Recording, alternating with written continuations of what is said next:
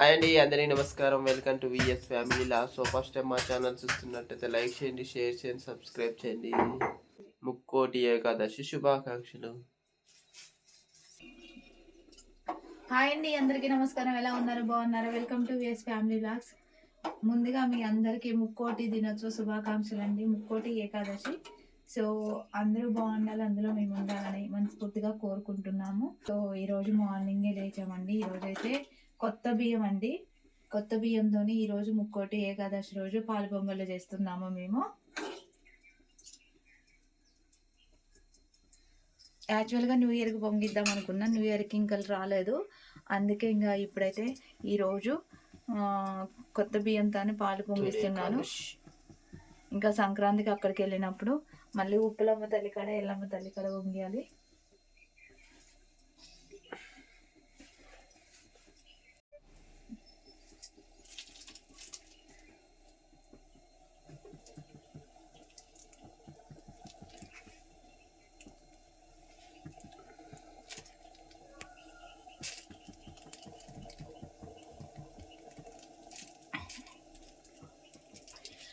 నిజంగా అండి, నాకు ఒక డౌట్.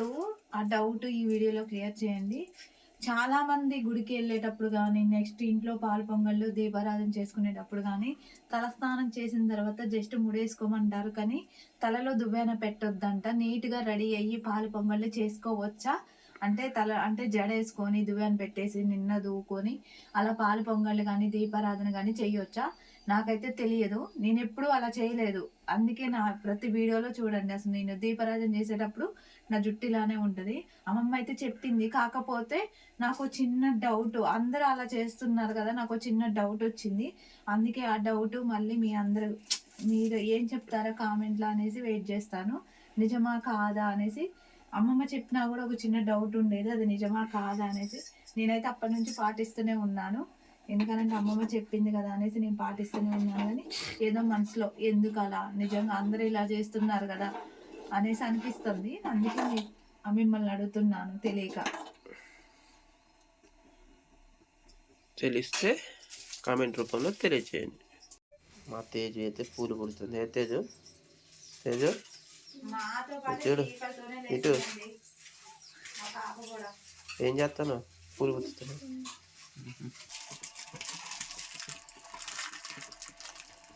చాలా మంది పిల్లలు వీడియోస్లో కనిపిస్తే అట్లా కనిపిస్తున్నారు, ఇట్లా కనిపిస్తున్నారు అని అంటున్నారు.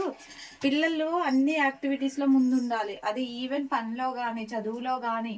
ఓన్లీ చదువు ఒక్కటి వస్తే సరిపోదండి. అది ఆడపిల్లలైనా మగ పిల్లలైనా ప్రతి దాంట్లోనే ప్రతి దాంట్లో ముందుండాలి. అన్ని నేర్పించాలి. ఇప్పుడున్న సమాజం అలా ఉంది. ఆడపిల్లలనే కాదు, మగపిల్లలకు కూడా ఇంట్లో అన్ని అవి ఇవి నేర్పించి మంచి చెడులు చెప్తూ ఉండాలి. అప్పుడే కదా వాళ్ళకి తెలిసేది.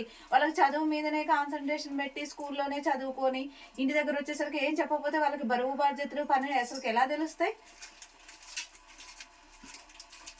అందుకే ప్రతి ఒక్కరికి, మా పిల్లలకనే కాదు ప్రతి ఒక్కరికి, మనం ఎలా కష్టపడితే 1 రూపాయి వస్తుంది, మనం ఎంత కష్టపడుతున్నాం అనేది మన పిల్లలకి తెలిసినప్పుడే వాళ్ళకి ఆ కష్టం విలువ తెలిసిద్ది.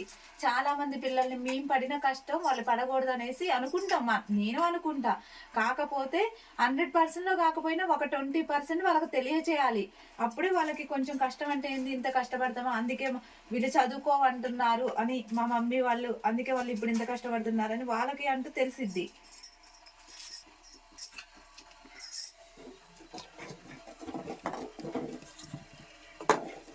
బెల్లం అయితే వేసినాం, పాలు పొంగిని, కొత్త బియ్యం, ముక్కోటి ఏకాదశి. యాలకులు అయితే వేసుకున్నారు. కొబ్బరి తురుము, కొబ్బరి పౌడర్ కొంచెం,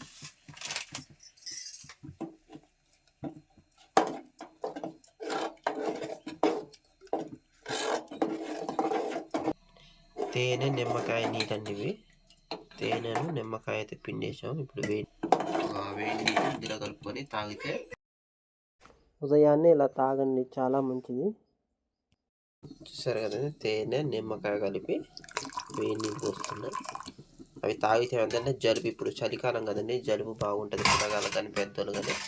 ఈ తేనె నిమ్మకాయ నీళ్ళు ఉదయం సాయంత్రం తాగడం వల్ల మన కఫం అన్నది కరిగిపోద్ది అనమాట బాడీలో, వేస్ట్ రూపంలో బయటికి వెళ్ళిపోద్ది. తొందరగా జలుబు దగ్గుకి రిలాక్స్. చూశారు కదండి, వేడి నీళ్ళు, నిమ్మకాయ తేనె నీళ్ళు. నేను ఉదయాన్నే 3 days నుంచి బాగా జలుబు చేసిందండి. సో ఈ రోజైతే నిమ్మకాయ తేనె కలుపుకొని వేడి నీళ్ళు అయితే తాగుతున్నా. రోజుకి 1/2 లీటర్ నీళ్ళు అయితే తాగుతాను, వేడి నీళ్ళు. ఇంటి ముందు గడపకైతే అటు ఇటు అయితే దీపాలను అయితే వెలిగించాం, 2 దీపాలు. అలాగే ఇప్పుడు దేవుడి గదిలో కూడా పూజ అయితే స్టార్ట్ అయింది. గోవింద శ్రీ వెంకటేశ గోవింద.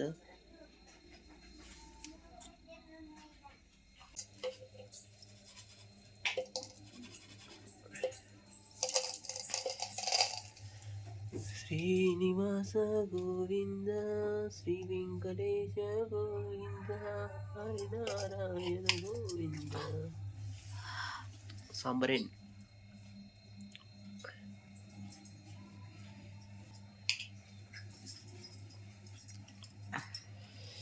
ఇంటి నిండా ధూపం వేసుకోవాలి, సాంబరేన్. పరవన్నం అయితే అయిపోయినది, రెడీ అయిపోయినది, దీపరాజన కూడా అయిపోయినది. ఇక నెక్స్ట్ కొబ్బరికాయ కొట్టడం. శ్రీనివాస గోవింద శ్రీ వెంకటేశ గోవింద హరినారాయణ గోవింద శివనారాయణ గోవింద ఆపద మొక్కుల గోవింద అనాథ రక్షక గోవింద చల్లగా ఉండే అందరినీ నీవే కాపాడు గోవింద. గోవింద హరి గోవింద వెంకటరమణ గోవింద ఆపద ముక్కుల వాడ అనాథ రక్షక గోవింద గోవింద.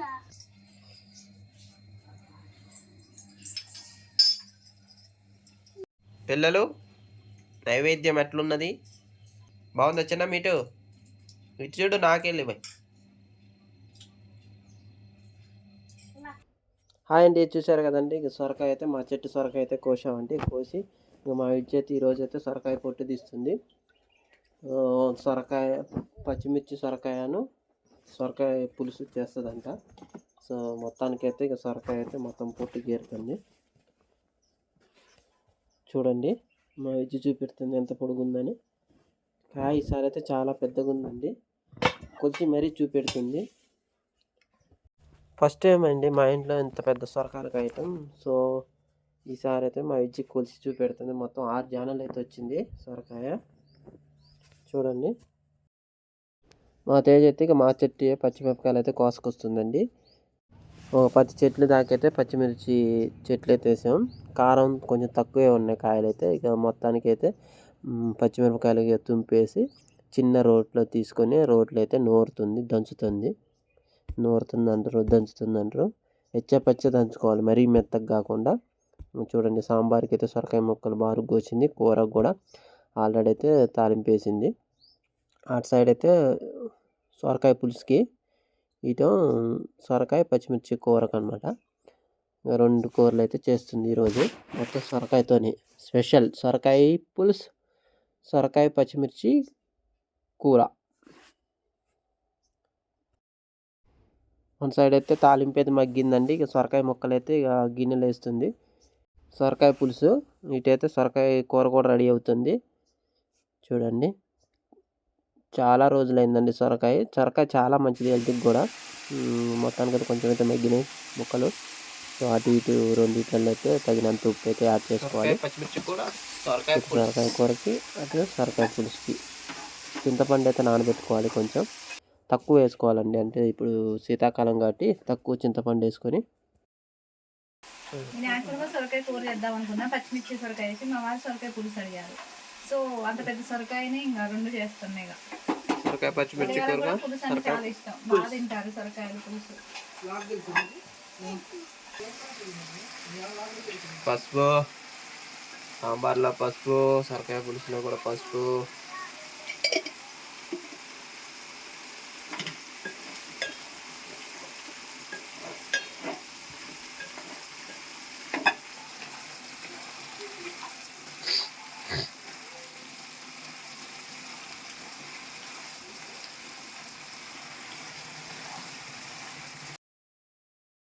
సో చూసారు కదండి, ముక్కలు అయితే మగ్గినాయి. కొంచెం మనం అల్లం పేస్ట్ కూడా యాడ్ చేసుకోవాలి.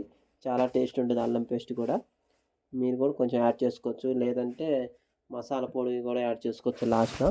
ఇంకా మా విద్య అయితే అల్లం పేస్టు అటు ఆ రెండిట్లలో అయితే యాడ్ చేసింది సొరకాయ పులుసు సొరకాయ కూరలోకి. మొత్తాన్ని అయితే ఒకసారి ఇలా తిప్పుకోవాలి, కలుపుకోవాలి. ఇప్పుడైతే ఇక పచ్చిమిరపకాయలు పచ్చగా దంచుకుందండి. ఇంకా దంచుకొని ఇప్పుడు ఆ పచ్చిమిర్చి సొరకాయ కూర చాలా టేస్ట్ ఉంటుందండి. నేను ఆల్రెడీ ఇంతకుముందు ఒక వీడియోలో కూడా వచ్చేసింది. సో మళ్ళీ ఈరోజు మళ్ళీ చూసారు కదండి, ఇక సొరకాయ పులుసు అయితే రెడీ అయిపోయినది. వాటర్ అయితే యాడ్ చేసుకుంది నేనైతే బయటికి వెళ్ళినప్పుడు. సో వాటర్ కూడా యాడ్ చేసి, వాటర్ అంటే చింతపులుసు లైట్గా కొంచెం చింతపులుసు వేసి నానబెట్టేసి ఆ చింతపులుసు కూడా అందులో పోసింది. ఇక మొత్తానికైతే సొరకాయ పులుసు కూడా మరుగుతుంది.